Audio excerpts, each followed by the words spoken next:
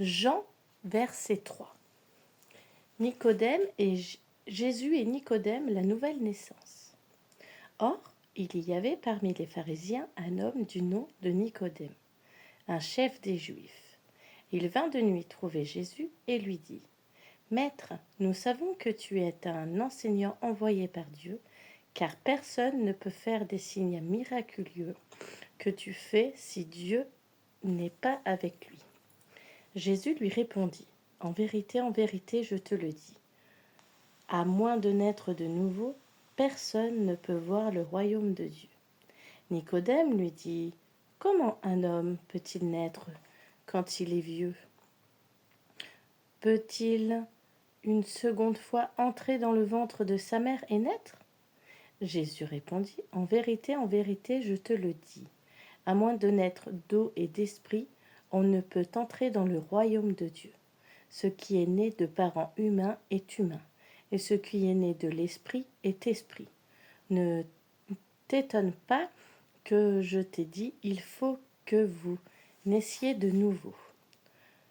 Le vent souffle où il veut, et tu en entends le bruit, mais tu ne sais pas d'où il vient, ni où il va. C'est aussi le cas de toute personne qui est née de l'esprit. Nicodème reprit la parole et lui dit : comment cela peut-il se faire ? Jésus lui répondit : tu es l'enseignant d'Israël et tu ne sais pas cela ? En vérité, je te le dis.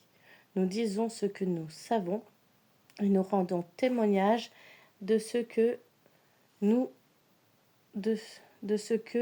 avons vu. Et vous ne recevez pas notre témoignage. Si vous ne croyez pas quand je vous parle des réalités terrestres, comment croirez-vous si je vous parle des réalités célestes ? Personne n'est monté au ciel sinon celui qui est descendu du ciel, le Fils de l'homme qui est dans le ciel.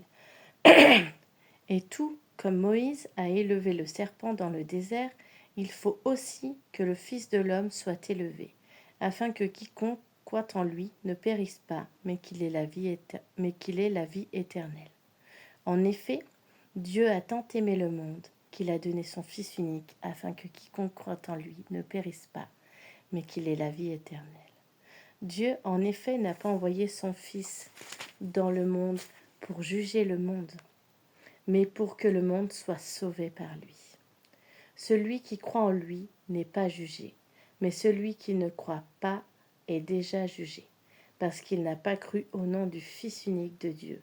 Et voici quel est ce jugement. La lumière est venue dans le monde, et les hommes ont préféré les ténèbres à la lumière, parce que leur manière d'agir était mauvaise. En effet, toute personne qui fait le mal déteste la lumière, et elle ne vient pas à la lumière pour éviter que ses actes soient dévoilés. Mais celui qui agit conformément à la vérité vient de la lumière, afin qu'il soit évident que ce qu'il a fait, il l'a fait en Dieu.